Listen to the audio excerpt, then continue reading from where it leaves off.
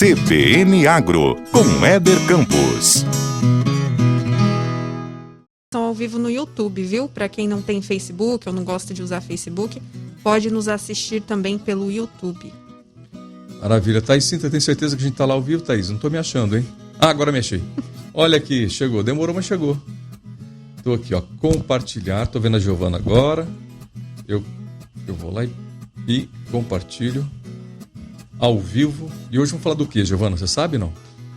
Hoje, Éder Campos. Elas estão por aí, batendo as suas asinhas. Você sabia, Giovana, que numa questão de aerodinâmica, as abelhas não poderiam voar? Se você considerar a aerodinâmica, as abelhas não teriam condição de voar? Sabia disso, não? Não sabia, não. Por quê? Não sei, por conta do tamanho das asas que ela tem em relação ao corpo delas. Nossa, que interessante. Nós vamos saber mais sobre abelhas, já que ficou tão interessante o nosso bate-papo aqui. Nós convidamos o Gustavo Nadeu Bijos, da Fazenda das Abelhas. É possível ter fazenda de abelha? Fazenda não é só de boi, de vaca, de cavalo, não? Gustavo Bijos, bom dia para você.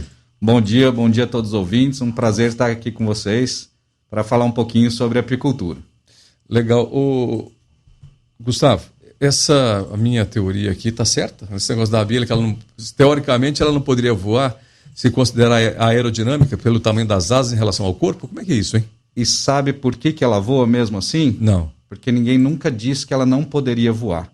Então, por isso que o apicultor é um cara sempre alto astral, um cara que enfrenta os desafios aí da atividade, né, da vida, e toca o barco em frente, né? Maravilha, viu? É isso aí. Bacana. Bom, o nosso bate-papo de hoje vai ser com o Gustavo Bijos. Gustavo eu conheço já há um bom tempo, praticamente, acho que logo que ele começou um trabalho aqui no Mato Grosso do Sul, pioneiro, solitário, né, sobre produção de mel e criação de abelhas aqui no estado, né?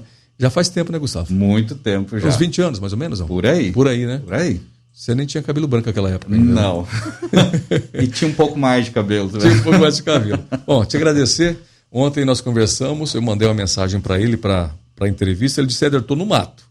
Mas se eu chegar a tempo, eu terei prazer de ir até a Rádio CBN. E outra coisa, Giovana, ele disse o seguinte, há muito tempo a mídia não chama a gente para falar de abelhas. Olha só, que coisa, né? Um segmento tão interessante, tão importante pro estado, né? Para a economia. Para a economia, a gente vai falar sobre isso.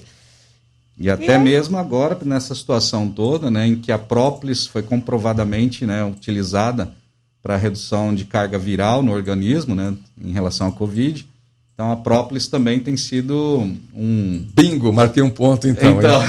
Estou usando, viu? Ótimo. O própolis verde estou usando.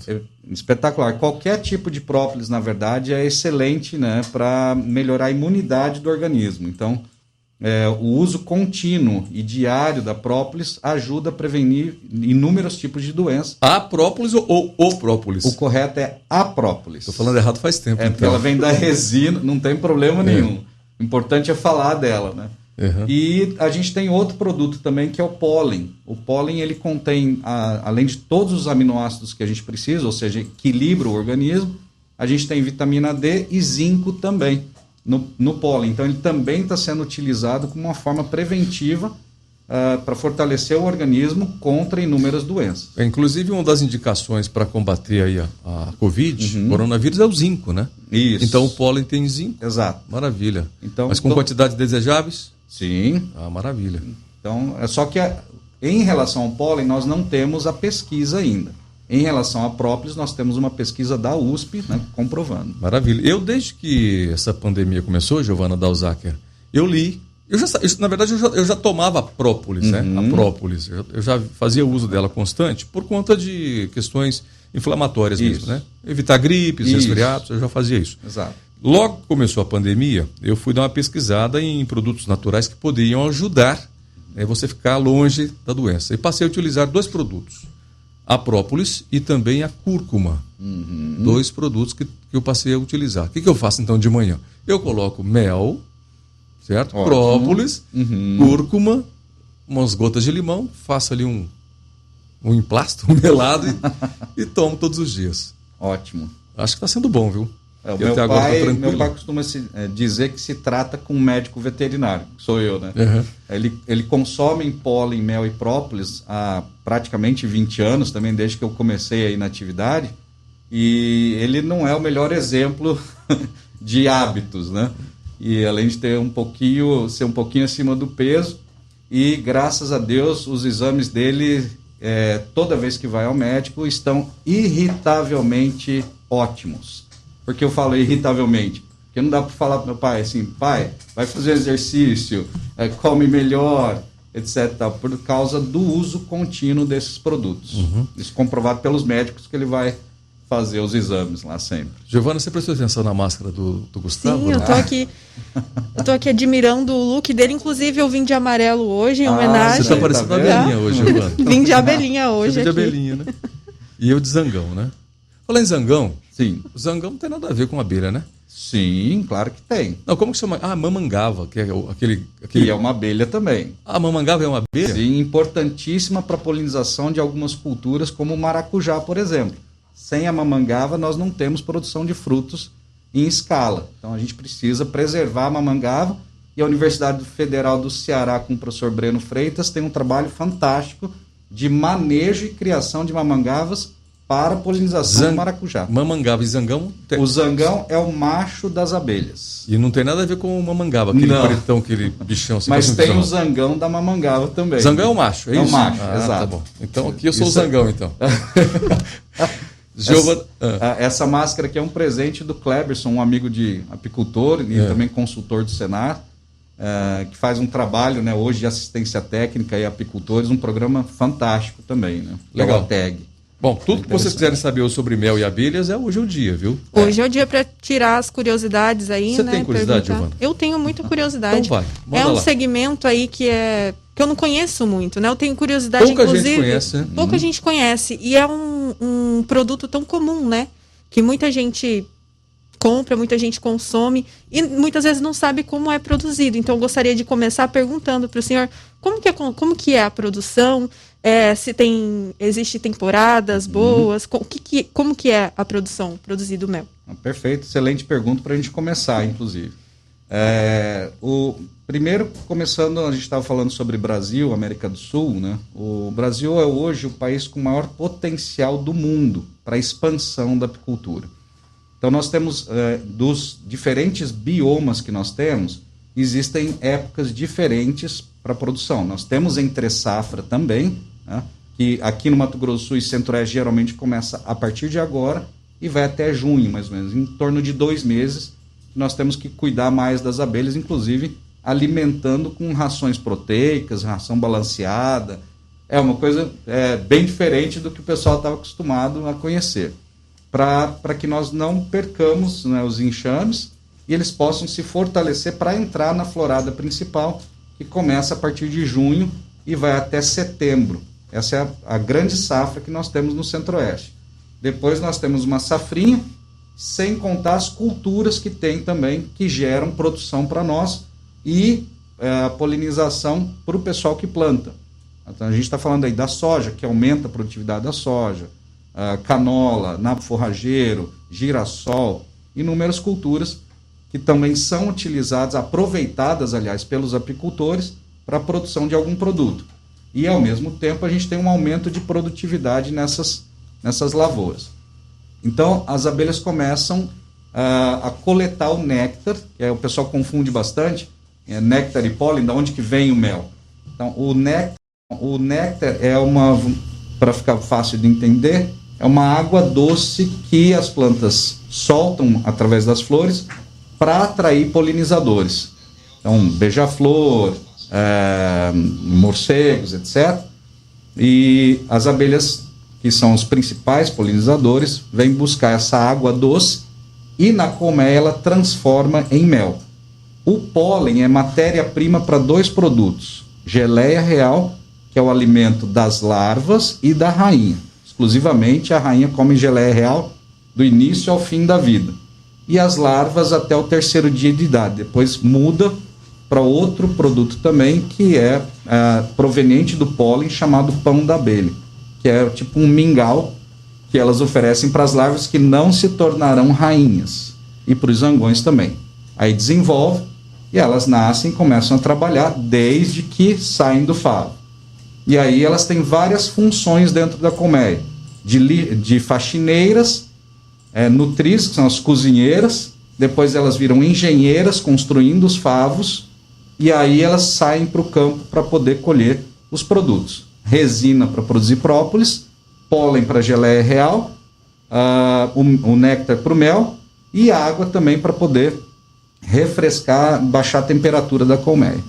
É muito organizado, Muito né? organizado. Extremamente organizado. Já pensou se o Brasil fosse assim? Maravilha, Nossa, hein? seria outro mundo. E o zangão é parte, né? Se a gente, por exemplo, tirar o zangão da colmeia, não tem quem fecunde a rainha, então enxame morre. Se não tiver uma rainha, não tem quem faça postura, então não temos mais abelhas. Então, e as operárias são as que trabalham no geral na colmeia, trazendo inclusive alimento. Então é uma cadeia perfeita e que funciona direitinho há quase 100 milhões de anos, em média, aí na literatura. Bom, a gente tem tanta pergunta para te fazer. Bom dia, olha quem está chegando aqui. Bom dia. Bom dia, nosso comandante, Dr. Rosário Congro Neto. Bom dia, chefe, tudo bem? Bom dia a todos. Bom recebê-lo aqui, viu? Nós estamos falando hoje de abelhas, de mel, produção de mel. Inclusive na região lá de Três Lagoas, região de muito eucalipto, né? Três Lagoas, inclusive, se tornou o maior produtor de mel do estado, né? Ah, é? Sim. Ultrapassando a região sul, que sempre foi tradicional na produção de mel aqui no estado, Três Lagoas se tornou o município com maior produção de mel do estado por causa da entrada do eucalipto. A sede do grupo, né, JP News, está lá em Três Lagoas, né? Inclusive, na época que foi implantada a primeira fábrica, Votorantim, de celulose, eles começaram a incentivar os apicultores da cidade. E até hoje. Exatamente. Maravilha, viu? Maravilha. E a sede do grupo RCN fica lá em Três Lagoas, né? Perfeito. Tem contribuído bastante, inclusive, para o agro naquela região. Obrigado pela visita aqui. Gustavo, já que você tocou em Três Lagoas, e a gente, o Mato Grosso do Sul tornou-se um grande maciço florestal, né? Principalmente nessa região de Campo Grande e Três Lagoas.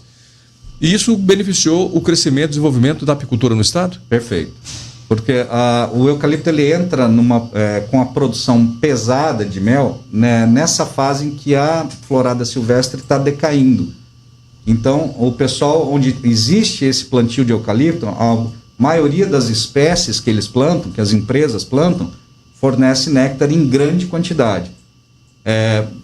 Este ano foi diferenciado por causa da seca, não houve uma produção interessante, né, na região. Porém, eles têm essa possibilidade todos os anos de ter a produção também no primeiro semestre, que nós, no silvestre, já começa a baixar já. Então, por isso que conseguiram ultrapassar, por exemplo, o Dourados, que era um grande produtor, né, de mel. Tá. E a região sul. Nós temos um bioma muito importante aqui no estado, conhecido mundialmente, que é o Pantanal. É o bioma pantaneiro. A gente está falando do Planalto e aí está falando de florestas plantadas, o que facilita muito a produção. Perfeito. Agora nós temos o Pantanal. O Pantanal também, por conta de ser floresta nativa e ter muitas árvores e flores, Sim. consequentemente também deve ser um bom cenário para a produção de mel. Eu não tenho a dúvida. Ele é uma grande oportunidade, a gente enxerga assim. Tanto é que o Pantanal recebeu o primeiro selo de indicação geográfica do Brasil, que é o mel do Pantanal. A questão é que a produção de mel no Pantanal é extremamente difícil. Por quê? Por questão da logística, do clima, de animais silvestres, a gente está falando da África, né? Então o Pantanal tem essas dificuldades também que tornam a produção ainda muito pequena. Mas quem produz no Pantanal hoje tem essa oportunidade de trabalhar com mel com indicação geográfica, respeitando as regras que foram estabelecidas, né, por um conselho. Os ursos são os grandes consumidores de mel no Pantanal, né? Sabia, Giovana? A gente chama de urso aquele pessoal que vai coletar mel escondido e, sabe... Você não sabia, Giovana? Não sabia disso. Os ursos são os grandes coletores de mel no Pantanal, né? Bom, são 8 horas e 21 minutos, nós vamos para o intervalo comercial. Papo gostoso, viu? Tá legal, né? Tá Muito doce, legal. Tá doce Papo esse papo doce. hoje. É um papo doce hoje, né? Tá certo. Você sabe qual é a semelhança da mulher e da abelha, Gustavo? Alas, essa eu não sei. Ambas Deus. gostam Olha, de Éder. flores. Ambas gostam de flores. Eu ia bem. falar, cuidado com o que você vai dizer. Não. Você não gosta de flores, Giovana Dalzaker? Gosto. Tá aí, Sintra. Adoro. Tá bom. Vamos lá. Flores de plástico não dão mel, viu? Não tem jeito. As abelhas ainda não são sintéticas. Não. 8 horas mais 21 minutos, voltamos em instantes. Pode perguntar. Já está ao vivo, já pode perguntar, já estamos ao vivo. Você vai inverter agora? Você vai entrevistar a gente? Gustavo, Depois eu pergunto. Depois você pergunta. Ô Gustavo, quando eu cheguei aqui em Mato Grosso do Sul, né? Eu vim do estado de São Paulo para cá e algumas frases me impactaram aqui, né? A primeira delas, assim, eu via nos carros escrito assim: aqui nós é bruto, rústico e sistemático, né? A outra é assim: aqui nós não chupa o mel, come a abelha. É só frase. Viu? É só frase. É possível comer abelha, não? É possível comer larva. Larva? Larva de zangão é um prato muito típico na Ásia, inclusive. É extremamente proteico, nutritivo. Só que aqui no Mato Grosso do Sul a gente prefere uma boa picanha. Então... Com certeza. Falar nisso, depois eu quero te perguntar. Eu vou deixar você conversar com a Thaís um pouquinho, com a Giovana Dalzacre. Ok. Depois uma pergunta bastante pontual na questão da escolha profissional. Ok. Porque você é médico veterinário. Sim. É formado aqui no estado. E a gente está num estado onde o binômio aqui é soja boi. E eucalipto crescendo. Enquanto todos os seus colegas de faculdade iam para os grandes animais, para a pecuária, pecuária de corte, ou pecuária mais voltada para a bovinocultura, você foi para um outro segmento que nem foi linha pet, né? Porque alguns vão para a linha pet, você foi para uma linha... Eu acho que o pessoal deve ter pensado assim, com o Gustavo, esse cara é doido, né? Médico veterinário para cuidar de abelha, tá maluco, né? Depois você responde. Thaís Sintra, vamos lá. Olá, pessoal, bom dia, né? Primeiramente aqui. Eu tenho uma dúvida, Gustavo, em relação ao termo que a gente deve usar para falar quando a abelha pica, ferroa, na verdade, né? Explica pra gente, porque a gente conversando aqui nos bastidores, né, no intervalo, surgiu essa dúvida, falando que, eu até te perguntei se a abelha, quando ela ferroa, ela morre. Como que é isso? Explica pra gente entender. É até legal, porque a gente, como jornalista, não pode escrever errado, né, Thaís? Escrever o termo certo, correto. Certinhos, né? Não, certo.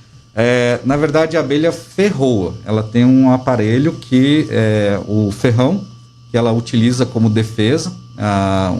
Esse tipo de abelha mais conhecido, que é do gênero Apis.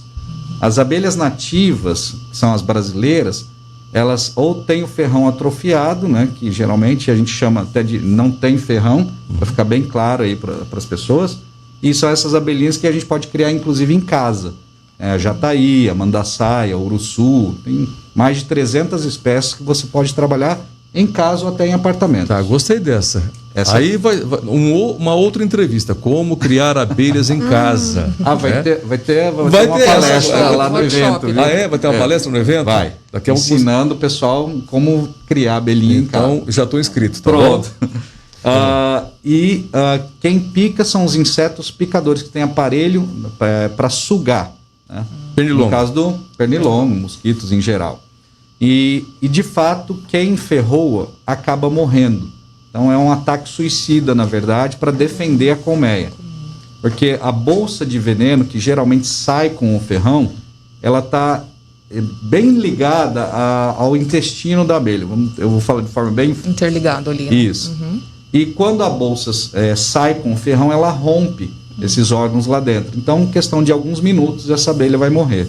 Então, o apicultor utiliza a vestimenta e luvas que tentam inclusive a abelha não ferroar, deixando o ferrão, para que a gente não perca a abelha, né? E mesmo assim, aquele ferrão, e a bolsa exala um feromônio, vamos falar aqui feromônio do veneno mesmo, que atrai mais abelha para aquele local. Por isso o pessoal fala, onde ela ferrou, ou você matar a abelha, não mata a abelha, sai correndo. Isso é fato. Tem muita lenda sobre isso, né? Quando tem bastante. A abelha, ela ferroa, as pessoas... Tem até aquele filme, gente, com Macaulay Culkin, não tem, da década de 90? Que ele é alérgico a abelhas, né? Então, quando a abelha ferroa, eles falam... Aliás, para não, né, ser atacado por um enxame de abelhas, enfim, para você entrar dentro d'água. A gente tem muito isso. É lenda. Desenho animado é lenda. Desenho animado, a gente vê isso. É bem lenda. O que a gente sempre recomenda, na verdade, é sair correndo de fato, o mais longe possível. Se puder entrar no meio de um mato ou um canavial, por exemplo, para ficar fácil de entender, é bem melhor, e sair o mais longe possível, o mais rápido possível. Não adianta deitar, não adianta pular na água, e então tem que sair correndo mesmo, e deixa, inclusive, muitos tratoristas faleceram nessa situação. Então, essa é uma curiosidade. Tem muitos casos aqui de ataque de Muitos abelhas aqui casos no estado? com tratoristas, inclusive, que estão trabalhando lá a terra, e às vezes até desmatamento, por exemplo, e batem no enxame, inclusive em área agrícola, né? Que às vezes elas entram em tocos. É comum, então, isso muito acontecer? comum. É muito comum um acidente, né, com a abelha. E surgiu, inclusive, a gente falando nessa questão da medicina hoje, surgiu o soro antiapílico agora, criado no Brasil, para combater os efeitos do veneno da... Exato. Nossa, que legal. Então a gente recomenda assim, deixa o trator ligado E corre. vai embora. Né? Pernas porque te quero. Deixa eu, antes da Giovana dar o Zac, eu sei que ela está doida para te perguntar algumas coisas aqui, né? E eu vou deixar as duas hoje trabalharem e vou ficar só assistindo, tá? Depois eu vou fazer uma pergunta. Eu me lembro que quando ainda eu era um pouco mais novo, e já faz muito tempo isso, o meu pai tinha um tratamento para... como chama essa doença que dá na mão? Reumatismo. Reumatismo. Picada de abelha para curar reumatismo. É verdade isso? É verdade. Ou é lenda? Inclusive hoje virou até a apicultura. É uma ciência mesmo, um tratamento reconhecido, inclusive pelo Ministério da Saúde, um tratamento natural, reconhecido hoje pelo Ministério Você já da Saúde. está oferecendo esse tratamento? Não tem que, teria que fazer um curso mesmo, se especializar nessa área. Então é possível tratar reumatismo com picadas não, com ferroadas de abelhas, tá bom. O veneno, ele causa, né, uma reação no organismo que ajuda a produzir algumas células de anticorpos para algumas doenças e que acabam melhorando, né, minimizando os efeitos de algumas doenças neuromusculares, por exemplo. Maravilha. E a gente, ainda falando dessa questão da medicina, a gente estava falando aqui na hora do intervalo, e eu achei interessante, porque eu costumava saber que o mel a gente utiliza para dor de garganta, e aí você estava falando, inclusive o Éder falou, né, que é usado para queimadura também, eu não sabia disso, muito interessante. Mas afinal, o mel, ele é um alimento, ele é utilizado como remédio, ou é os dois? Eu costumo dizer hoje o seguinte, que todo produto de abelha hoje é considerado um alimento funcional.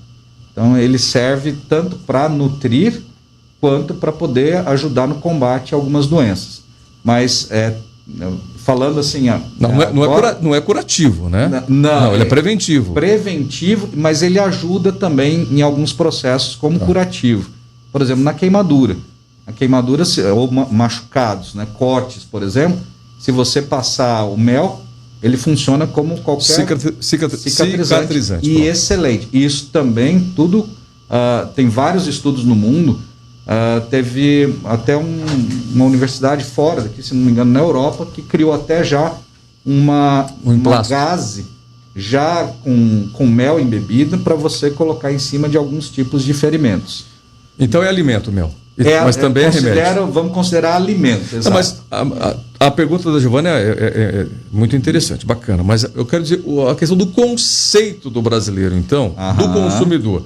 O conceito no Brasil para o uso do mel é para remédio ou para alimento? Até hoje ainda na maioria dos casos, as pessoas entendem como o mel sendo um medicamento. Inclusive, por exemplo, a própolis. A própolis, ela é um alimento funcional. Ela não é um medicamento, senão ela estaria no Ministério da Saúde. Ela recebe a inspeção do Ministério da Agricultura. Então, como alimento funcional. Tanto que antigamente tinha aqueles pacotinhos de mel, ainda existe ainda, na farmácia a gente comprava. Não sei se hoje ainda tem. Não, ainda é comercializado e inclusive é o produto que vai para a merenda escolar, né? Há um tempo atrás o mel entrou na merenda escolar com esse sachêzinho de 10 gramas. Legal. Deixa eu pedir licença a vocês. Já estão chamando a gente em São Paulo, porque vem aí agora o repórter CBN informado sobre os principais acontecimentos no Brasil e no mundo. Vamos lá. Pode voltar. Já estamos de volta, né? Depois aí do repórter CBN, a gente acompanhando as principais informações do Brasil e do mundo. E a gente falando aqui de apicultura. É mais um setor do agronegócio do Mato Grosso do Sul. Como eu disse, né, as pessoas praticamente entendem o estado como setor agropecuário, somente boi, soja e milho. Mas a abelha, pouca gente imagina que aqui nós temos um polo produtivo de mel. O estado posiciona em qual colocação Mato Grosso no do Brasil? Sul sempre está ali entre 10º e 11º colocado, né? Tendo o Rio Grande do Sul como maior produtor hoje. Tá, isso em relação à produção. A produção, E exato. a consumo? Consumo é a maior parte no Sudeste e Sul. No Sul uma questão mais cultural mesmo e também Por conta dos europeus, né? Isso, Alemães exato. que consomem bastante, Inclusive, né? eles consomem até o mel cristalizado, que é outra lenda, né? Do mel aí. Que o pessoal, quando vê o mel cristalizado, fala açucarado. Ah, esse mel açucarou. E aí já joga fora. Os europeus e os sulistas, eles acabam consumindo mais esse mel, porque ele fica extremamente saboroso. Pode passar no pão, pode utilizar na colher, consumir como se fosse um doce de leite, inclusive. É um espetáculo. Tanto é que um americano percebeu isso, que lá acontece a mesma coisa, nos Estados Unidos, e criou o mel cremoso. Então você acelera a cristalização dele para fazer o mel cremoso. Espetáculo. E vende mais caro, inclusive, né? Tá bom, eu falei que ia ficar calado, mas a cabeça começa a pensar. A gente começa. Há 2 anos, eu estive nos Emirados Árabes, estive em Dubai, e me chamou a atenção num shopping center, uma loja de mel. Loja não, era um quiosque no meio do shopping. E tinha uns tonéis de vidro assim grandes, mas cheio de méis. Méis ou mel? Méis. Méis, tá bom, é mais uma. Ou meles. Ou meles. Os dois Meles? são certos. Isso. Tá, então meles. Meles, Ok. méis. Méis. E uns tonéis assim de bonitos, sabe? Grandes de vidro. E me chamou a atenção as colorações que aqueles meles haviam. Eu vi um mel branco. Aham. Existe isso mesmo, mel Existe. branco? E a gente tem um mel parecido no Rio Grande do Sul.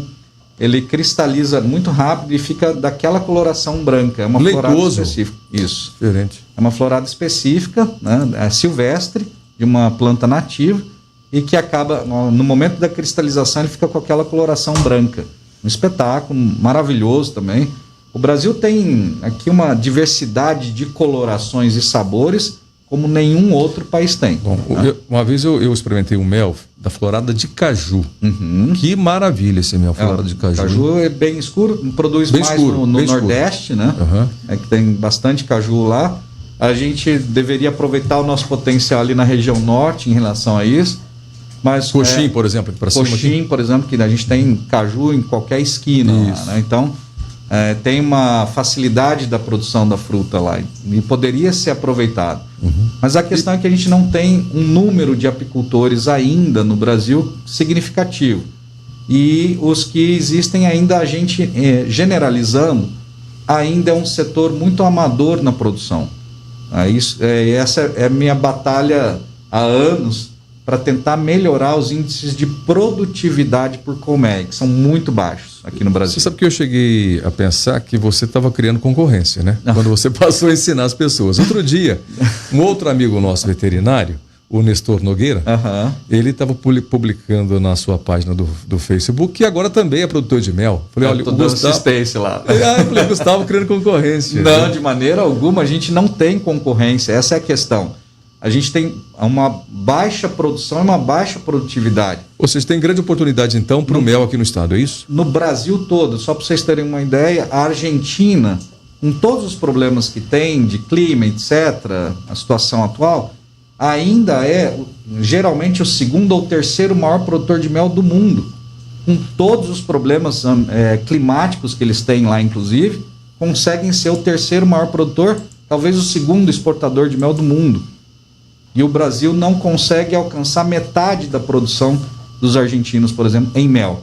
Então, tem um caminho muito longo ainda pela frente, a questão técnica. Por isso que eu falo, nós não temos concorrência no Brasil. Nós temos falta de produto, isso é fato. A gente precisa triplicar ou quadruplicar essa produção de mel para que a gente possa competir diretamente com o maior produtor de mel do mundo, que é a China, que às vezes estraga o mercado colocando um produto que não é mel no mercado. Isso aí está até em documentário da Netflix, né? Eles produzem um xarope de arroz e comercializam isso no mundo afora aí como se fosse mel. Isso é comprovado, viu? Esses chineses, né? Bom, a gente falando sobre mercado. Você disse que o Brasil falta produtores de mel. Falta. A gente tem um grande potencial. Sim. Mas você também me contou aqui nos bastidores que o Brasil é exportador. Como é que eu exporto um produto que falta? Porque a gente importa também. A gente importa para atender o mercado interno. Importa de onde? Da Argentina? Principalmente da Argentina. Ah, tá. Basicamente da Argentina e Uruguai. Mas se a gente tem necessidade de produção, por que eu vou exportar? Quanto que o Brasil exporta de mel? Exporta em torno da metade da produção, porque os valores são um pouco mais altos do que o mercado interno. Para o produtor, para quem produz, é mais compensatório por conta Na verdade, para as empresas, né? Para a indústria. A exportação é uma das pernas do setor. Por exemplo, o pessoal há sempre essa discussão, exportação ou mercado interno? Eu sempre costumo dizer os dois. Nós temos que abastecer os dois. A gente hoje a gente tem produto argentino embalado, pronto para consumo, em redes de supermercados nossos aqui do estado do Mato Grosso do Sul já. Então, assim, nós não estamos acompanhando, né, talvez um aumento de consumo, porque não se faz um estudo de consumo de mel há um bom tempo.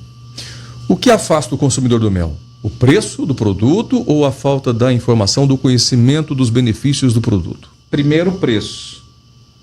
Porque na gôndola do mercado ele é muito caro. Para o produtor e para quem invasa o mel, para o produtor, se trabalhar direitinho, ele tem uma lucratividade maior até mesmo do que, proporcionalmente falando, do que o próprio entreposto que invasa o produto. O entreposto ele sofre bastante com a burocracia primeiro, que é um dos grandes gargalos do setor se desenvolver rapidamente. Seria até uma sugestão nossa ao Ministério da Agricultura há um bom tempo, implantar o que a Argentina e o Uruguai falam, porque se você falar na Nova Zelândia e Estados Unidos, vão falar que a gente está tomando referência de países desenvolvidos. Não, estou falando de Argentina e Uruguai, que facilitam, né, sem perder o controle da qualidade, para que a apicultura rapidamente se expanda. E aqui a gente tem uma burocracia que, na verdade, trava e facilita, inclusive, a falsificação de produtos que a gente vê em vários locais, inclusive do Mato Grosso do Sul. Então, a gente precisa quebrar um pouco dessa burocracia também para deslanchar. É isso que a gente precisa. De todos os problemas que a gente tem, climáticos, etc., a burocracia realmente trava nós. É complicado. Por um lado, você tem o produtor se organizando, fazendo direitinho o seu trabalho, né, o seu processo de produção. Por outro lado, você tem um governo, às vezes, omisso, né, em relação a tomar decisões para criar, né, um ambiente favorável para o consumidor e para quem produz. Giovana, olha aqui, olha ali, ó. Tô fazendo assim, ó. Ai, meu Deus. Que é isso? Mais um, Éder. Mais um. Tá tão bom o papo, né? Vamos lá, então. Então chama aí, Giovana. Então a gente vai para o intervalo comercial e já voltamos falando mais sobre mel de abelha. Você falar assim, ó, vamos para o intervalo comercial com oferecimento Fazenda das Abelhas. Vamos lá. CBN Agro. CBN Agro com Éder Campos e Giovana Dalzacker. Eu gostei, hein? Giovana Dalzacker. O que você aprendeu sobre mel hoje? Éder Campos, eu aprendi muita coisa, descobri que eu era totalmente leiga no assunto, saio daqui cheia de conhecimento. Você é 99,9% Exatamente, dos brasileiros. Não se sinta privilegiado, não, viu? Realmente é muito pouca informação que tem, né? Espera um pouquinho só. Entra aqui, Paulo Cruz, vem cá. Tá chegando aqui o Paulo Cruz. Daqui a pouquinho, o Paulo Cruz, ele vem acelerando. Esse é o Gustavo Bijos, esse é o Paulo Cruz. Ele que fica espantando as abelhas quando sai com os carros aí pelo Pantanal, viu? Ô Paulo Cruz, uma pergunta que todo mundo aqui tá curioso para saber. Você chupa o mel ou come a abelha? Cara, depende da situação. Eu espremo ela até sair o caldinho, então pronto. Daqui 5 minutinhos você vem para cá, a gente bater um papo então. Vai lá. Obrigado, Paulo Cruz. Já chegou por aqui. Daqui a pouco vai acelerar com a gente no CBN Motors. Onde nós paramos mesmo? Um monte de assunto. Tem assunto até não querer mais. Gustavo, eu gostaria de fazer uma pergunta para você agora, mais para a área da economia. Tá. Você disse que no ano passado a produção teve uma queda de produtividade aqui no estado por conta do clima, né? Isso. Foi um ano mais seco aqui Exato. em Mato Grosso do Sul. Para esse ano, quais são as expectativas? Nenhum ano é igual ao outro, né? Nesses 25 anos de atividade, percebi isso. Então, o apicultor profissional, ele tem que se espelhar num agricultor profissional, num pecuarista profissional. Então ele tem que estar ligado sempre na previsão do tempo, ele tem que ter um conhecimento técnico adequado do funcionamento do enxame, porque as abelhas dizem para a gente como vai ser aquele ano e aquelas semanas para frente. São sinais que o enxame demonstra, né? Não é nenhuma simpatia, nada disso. São questões técnicas mesmo, biológicas, né, que indicam como vai ser. Então a gente tem que se preparar para anos como esse. A produção foi baixa, mas a perda de enxames foi mínima, porque nós estávamos próximos, ali estava cuidando, e a gente, então, assim, não perdeu muito enxame. Porém, quem não trabalha de forma adequada e tecnicamente falando, acaba tendo um prejuízo enorme, né, com essa questão. Para o ano que vem, para a próxima florada, aliás, a safra que a gente chama, que começa aqui na região central, começa a partir de junho, julho.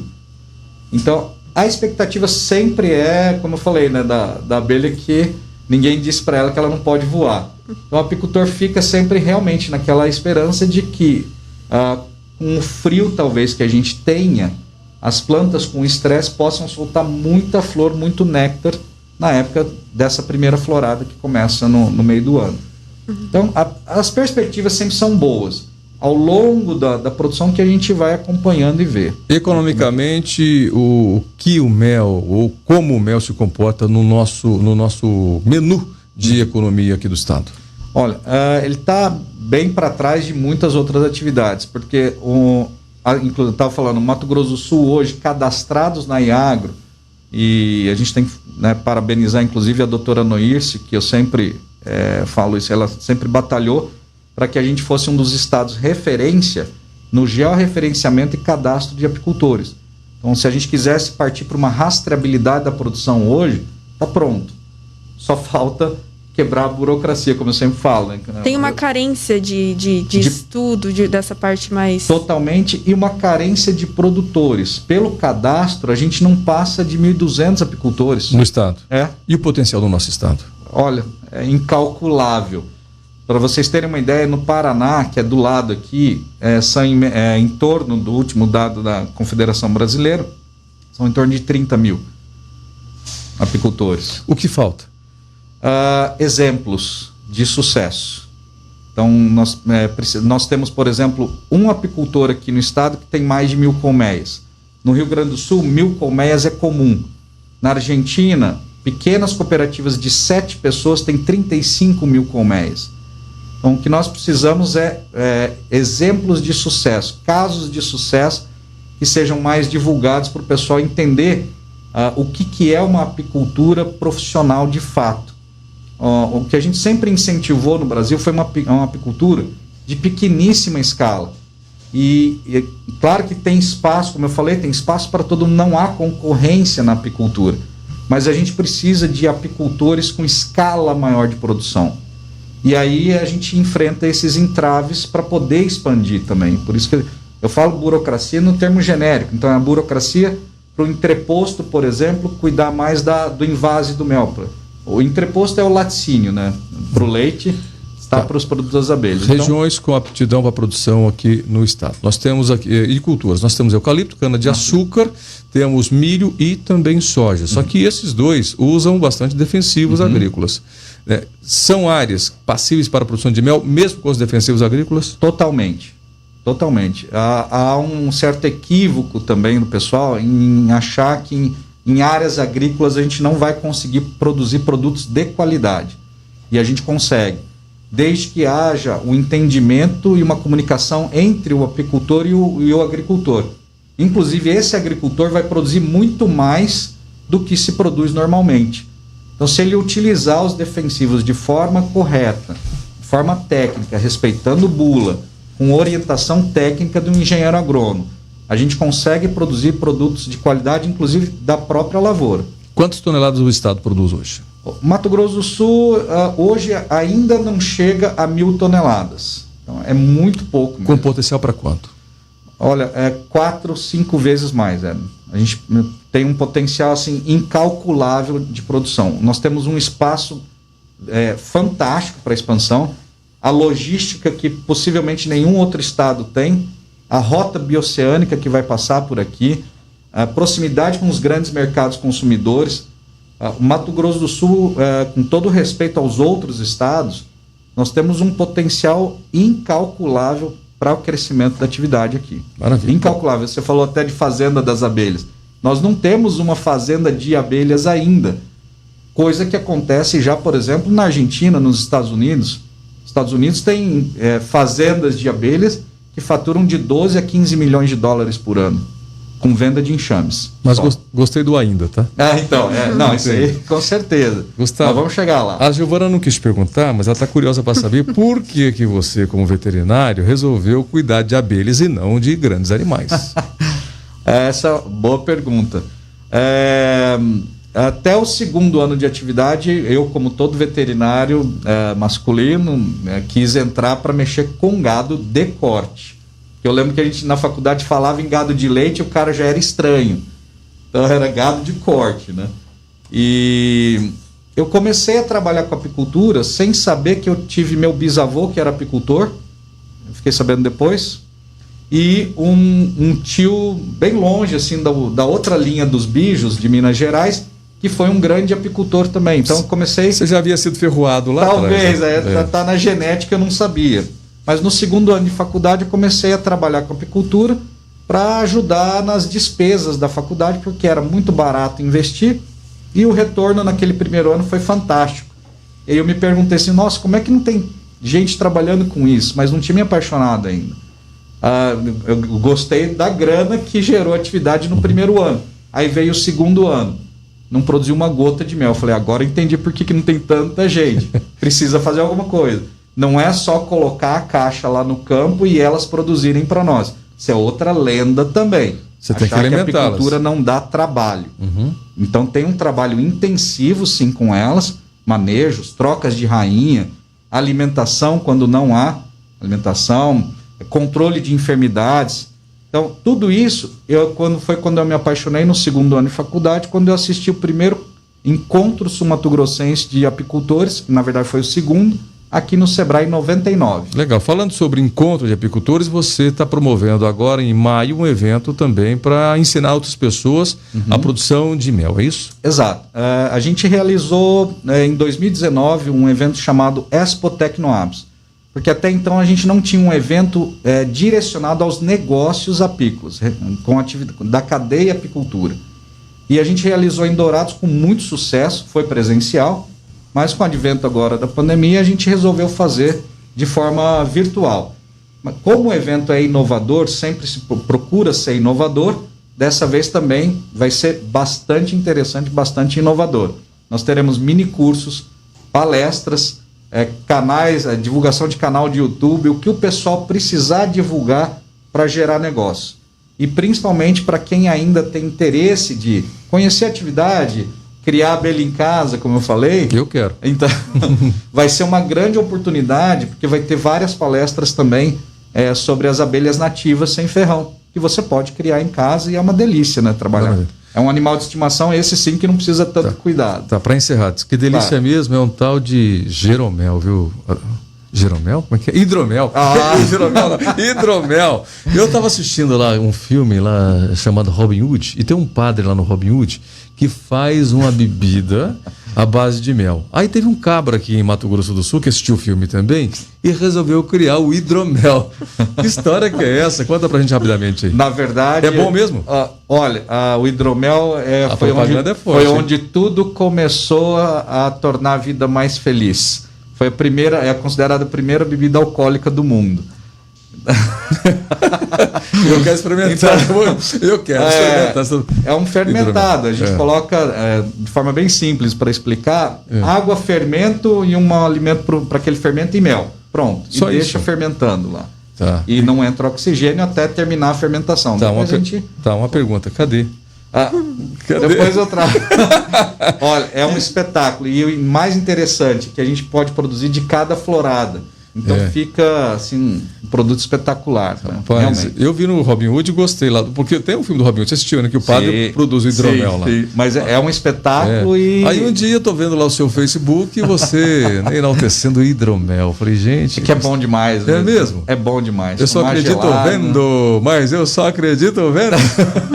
E você pode fazer mais seco, mais suave, Legal. espumante. Ó, pode fazer de tudo. quanto Já é ficou forma. interessante. Gostou, Giovana? Gostei. É muito Quero bacana experimentar mesmo, também. viu? Muito bacana. E tudo isso vai estar no evento, inclusive. Tá. Que dia que é o evento? O evento ele vai ser liberado dia 22 de maio, né, no site do evento. Qual é o site? Para quem quiser saber mais, de cabeça que eu não lembro, inclusive, mas é só entrar no YouTube ou no Instagram ou no Face, no Clube Tecnoapps. Tá. Só Clube digitar Clube Tecnoapps. Tecnoapps, vai ter todas as informações sobre o evento lá. Maravilha. Como se inscrever, quais as palestras, informações todas. Show. Que entrevista doce essa, né, Giovana Dalzac? Bem né? docinha, né? Bem Adoçando o docinha. nosso. E a gente espera que sábado. seja um outro divisor de águas da apicultura nacional. Deixa eu fazer um compromisso com vocês, Claro. apicultores, conte conosco, tá? Sempre. Muito obrigado. Não precisa esperar a Obrigado gente chamar vocês, não. Perfeito. Faça o contrário, chamem a gente, Ótimo. tá? Que a gente está à disposição de vocês também aqui na Rádio CBN, no CBN Agro, para difundir, divulgar, mostrar, né, o lado bom, o lado ruim, as dificuldades que vocês têm, para poder fazer esse projeto de expansão, para promover essa expansão que você tanto falou para a gente aqui, tá? O Brasil merece, né? A gente precisa tornar essa atividade mais profissional. É, só um número. O Brasil sabe quanto que o Brasil consome, o brasileiro consome de mel por ano, Giovana Dalzac? Não sabe, né? Não. Fala, Gustavo. 120 gramas Por ano. é o último estudo, comparado com o alemão e o suíço, que consomem 1,5 kg por ano. Então eu não sei se eu sou alemão ou se eu sou suíço, viu? Porque eu consumo mais Olha, do que em isso. casa, somos 4 apenas, vai um balde de 25 quilos por ano. Essa garrafinha maior aí de um quilo. 1 quilo e pouquinho, né? 1 quilo. É isso, 1,80 kg. Essa em casa, pelo menos 3 por ano, viu? Isso é muito bom. Pelo menos 3 por ano. No mínimo 3 por ano. A gente tem que ampliar isso também. O mel, produzindo mais, ele pode ficar mais em conta para o consumidor também, né? Com certeza. Repórter CBN já está aí? Ainda não? Daqui 3 minutos? Então nós temos 3 minutos para Ótimo, encerrar o programa. Vamos lá. Essa questão até do preço, né, com o aumento da produção e da produtividade por colmeia, o preço ao consumidor, a tendência é cair, né? Então a gente espera que no futuro a gente possa ter Qual é o isso. perfil do consumidor? Do consumo, assim, não desses 120, aquele que consome mais, é o classe econômica. Eu estava falando aqui para a Thaís, a gente não tem um estudo também que revela, né, qual tipo o perfil do consumidor. O perfil do consumidor nosso. A gente recebe lá na loja todo tipo de consumidor, né? Desde do esportista, da pessoa mais ligada à alimentação natural, ou aquele que quer... Está crescendo essa onda fit aí, né? De Isso, comer sim. O melhor. mel ele é termogênico, né? Ele acelera o metabolismo, né? Exato. Então acho que muita gente Poxa. consome por isso. Por Ah, isso é? também, né? Então eu vou consumir mais mel, então. Melhora a pele, cabelo. Lá na loja Além tem. de dar uma Pra energia. hidratação Lá na do loja. cabelo, muita gente usa o mel. pra Até hidratar no o rosto, cabelo. Exato. inclusive, né? Mas eu fazer não sei se... esfoliação, a gente que a mulher Lá na tem loja usar. tem hidromel? Açúcar e mel. Tem. Tem hidromel? É o único, inclusive é o único alimento da natureza que não estraga se bem preservado. Ele dura 3.000 anos. Ah. Se você, sim, Verdade? sim, Tudo isso? tudo isso. Outra coisa que eu vi lá em Dubai, rapaz, que eu achei interessante, já que a gente está tocando já amenidades aqui, foi mel batido com algumas coisas. Mel batido com cúrcuma lá. Porque eu lembro que eu falei que tinha vários tonéis. Sim. Tinha esse mel branco, tinha um mel amarelo, era com cúrcuma batido. Eles batem o mel. Que é um excelente alimento funcional para preventir para inúmeros tipos de problemas também, assim como o mel com canela. Mas esse mel preparado aqui nós não temos, né? Esse mel feito com... Não, mas com ele aditivos, tá, com- não, ele está liberado, por exemplo, são o que a gente chama de méis compostos. Isso, com composição. Isso aí pode ser feito sem problema nenhum. Pode encerrar? Mas não tem, né? Não, ainda não. Ainda Gostei. não. Ainda não. Muito bem. Gustavo, foi muito legal conversar com você. Obrigado. Já está convidado para voltar ainda esse ano aqui perfeito. no CBN Agro. Agradeço muito aí a oportunidade, agradeço aí aos ouvintes todos, a todos vocês pela oportunidade de dar um espaço para essa atividade que merece, porque sem as abelhas a gente não produz comida, né? Isso aí. Esse é outro papo. Esse é outro papo. Obrigado, Giovana. Obrigado, Giovana. Muito obrigada, gente. Até Thaís, a próxima. Valeu, gente. Obrigada, Tchau. valeu. Vem aí. Obrigado. Como é que é, Thaís? Tchau. Tchau, gente. Tchau. Meu Deus. Bom final de semana. Todo mundo. Vem aí, repórter da CBN e depois o Paulo Cruz. Tchau.